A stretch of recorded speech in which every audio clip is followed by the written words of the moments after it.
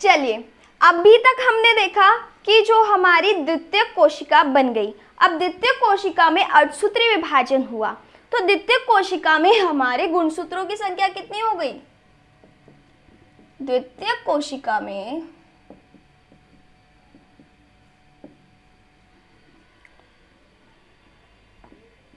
गुणसूत्रों की संख्या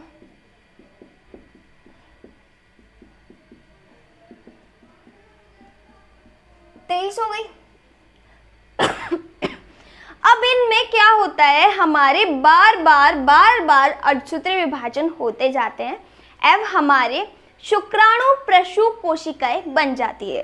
कौन सी कोशिकाएं बन जाती है? हमारे शुक्राणु प्रसूप। इन इंग्लिश वर्ड भी याद कीजिए इनका, स्पर्मेटिड्स। यहां से ये वेरी इंपॉर्टेंट बात चल रही है कि शुक्राणु प्रसूप बन जाती हैं, स्पर्मेटिड्स बन जाती हैं। ये जो हमारे शुक्राणु प्रसूप बने हैं, ये जो हमारे स्पर्मेटिड्स बने हैं, ये हमारे क्या होते हैं? अपरिपक्व शुक्राणु होते हैं। क्या होते हैं? ये हमारे अपरिपक्व शुक्राणु होते हैं। उसके बाद में ये हमारे सर्टोली कोशिकाओं में जाते हैं। सर्टोली कोशिकाएं, जब हमने मेल रिप्रोडक्टिव सिस्टम के बारे में पढ़ा था तब हमने सर्टोली कोशिकाओं के बारे में पढ़ा था। एंड अगर कोई स्किप भी कर गया बच्चा तो बहुत अच्छे से कर लीजिएगा कि सर्टोली कोशिकाएं क्या होती हैं। सर्टोली कोशिकाएं क्या होती है? हमारे अपरिपक्व शुक्राणुओं को, जो कि क्या है? हमारे शुक्राणु प्रसूप या स्पर्मेटिड्स, इनको पोषण प्रदान करने का काम करती है। क्या करती है बच्चा? पोषण प्रदान करने का काम करती है। ये जो शुक्राणु है ना, ये हमारे गतिहीन होते हैं, यानी कि इनमें किसी तरह का कोई मोशन नहीं होता है। इनके आकार छोटे से होते हैं, आकार में वृद्धि नहीं होती है। यहाँ जाके इन्हें पोषण मिलता है, यहाँ जाकर ये क्या होते हैं? गतिमान होते हैं। और आपको ये वाली बात पता है ना कि जो हमारे अंडाणु होते हैं वो स्थिर होते हैं, जो हमारे शुक्राणु होते हैं वो गति होते हैं, उनमें गति होती है। यानी कि अगर हम बात करें तो शुक्राणु में गति पाई जाती है और हमारे अंडाणु क्या होते हैं? गतिहीन होते हैं। तो अभी तक हमने जितना भी पढ़ा उसको हम 2 पार्ट्स में डिवाइड करेंगे एंड एक चार्ट के थ्रू आउट आपको पूरा लेक्चर समझाने की कोशिश की जाएगी।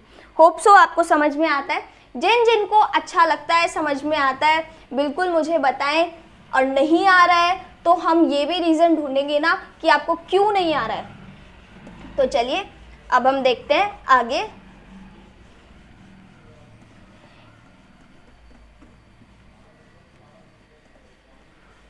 जो हमने हमारी शुक्राणु जनन स्पर्मेटोजेनेसिस की प्रक्रिया है, इसको हम 2 भागों में विभक्त कर देते हैं। पहला भाग अगर हम बोलें और दूसरे भाग की बात करें तो पहला भाग क्या होता है? हमारा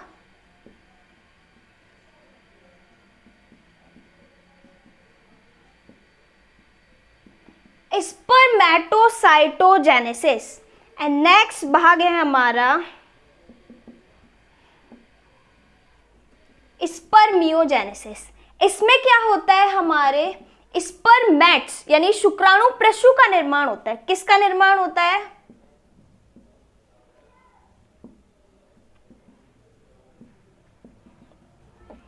एंड हमारे स्पर्मेटोजेनेसिस में क्या होता है? स्पर्मेट से शुक्राणुओं का निर्माण होता है।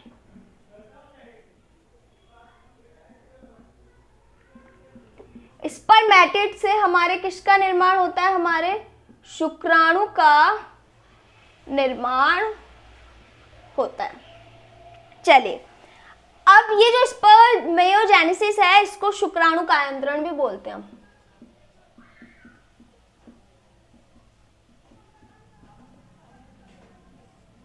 चलिए अब हम बात करते हैं फर्स्ट क्या होता है। फर्स्ट क्या होता है? हमारे एक सेल, जो कि कैसी होती है हमारे द्विगुणित 2n होती है। इतना समझ में आया। अब इस 2n में क्या होते हैं हमारे माइटोटिक डिवीजन होते हैं, यानी कि समसूत्री विभाजन होगा तो एक और 2n बनेगी। चलो छोटा छोटा बना देते हैं वरना फिर एक जगह आ नहीं पाएगा तो फिर समझने में प्रॉब्लम होगी। ये हमारी 2n माइटोटिक करेगी या मियोसिस करेगी, जल्दी से बताओ। 2n समसूत्रण या हमारे क्या करेगी माइटोटिक। ठीक है, इतना हमने पढ़ा था। उसके बाद में हमारे वापस माइटोटिक हो रहा है, ये देखो।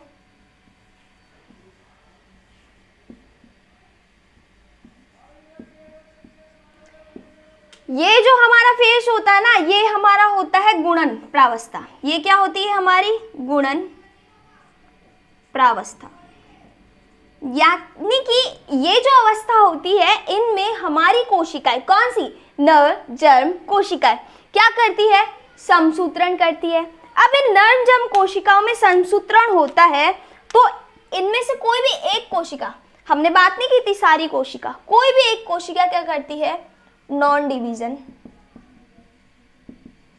करती है और अपने आकार में वृद्धि कर लेती है। हमने पढ़ा था आकार में वृद्धि होती है, ये इसके आकार में वृद्धि हो गई। इतनी बात समझ में आई। अपने आकार में वृद्धि कर लेती है। अब ये जो आकार में वृद्धि हुई है ना, इसको हम क्या बोलते थे ग्रोथ फेज, वृद्धि प्रावस्था।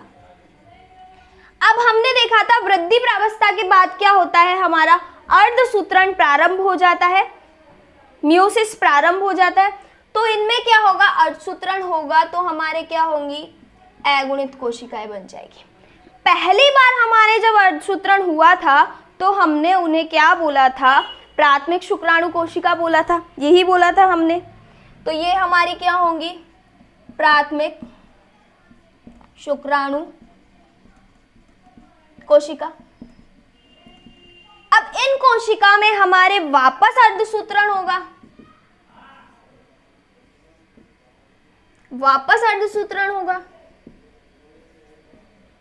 तो ये हमारे क्या बनेंगी द्वितीयक शुक्राणु कोशिका।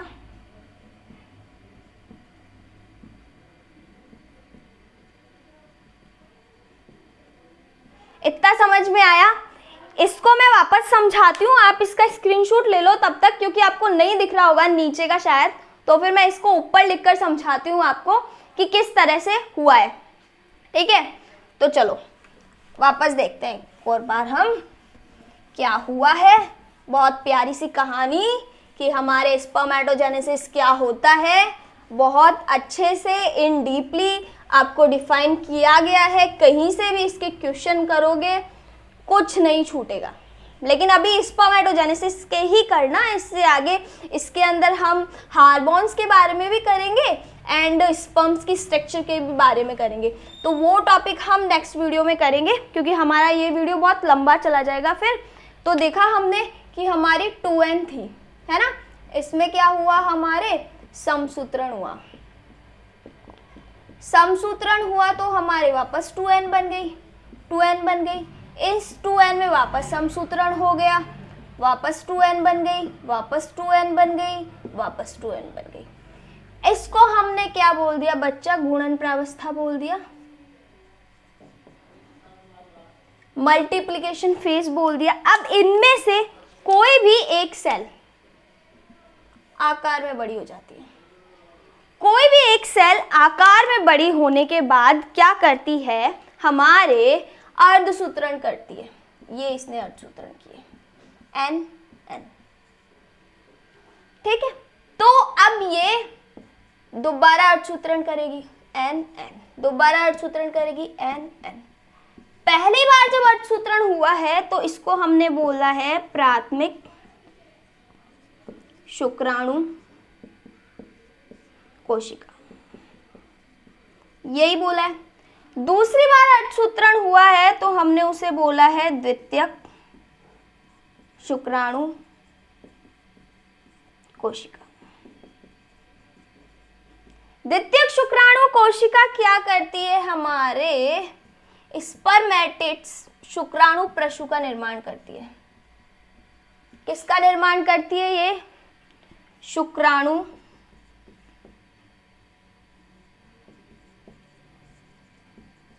ये शुक्राणु प्रशु कहाँ जाएगा? हमारे शर्टोली कोश। ये शुक्राणु प्रशु हमारे कहाँ जाएगा? सर्टोली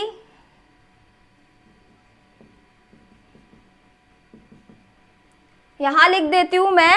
ये जो हमारा शुक्राणु प्रशु है ये कहाँ जाएगा? हमारे सर्टोली कोशिका में जाएगा। अब ये हमारी सर्टोली कोशिका में जाने के बाद क्या काम करता है? पोषण प्रदान करता है।